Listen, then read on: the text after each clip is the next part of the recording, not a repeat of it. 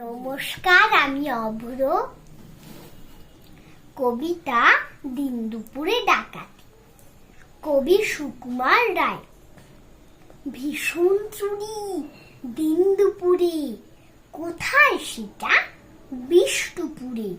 চুরি তো নয়, ঘোর ডাকাতি, লোপাট হলো রাজার হাতি। আস্তা বলে ঘুমিয়েছিল, কোন পাজি সে ভাগিয়ে নিল।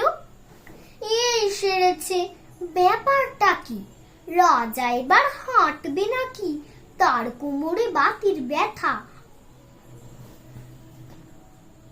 কেমন করে সইবে সেটা? তার উপরে মস্ত ভুঁড়ি, সে দেবে কি হামাগুড়ি? তোর তো বাপু মাথায় পোকা, তুই কেন রে এমন বোকা? রাজার মন্ত্রে বদ্ধ পাগল, এবার থেকে রাজা মশাই চড়বে ছাগল।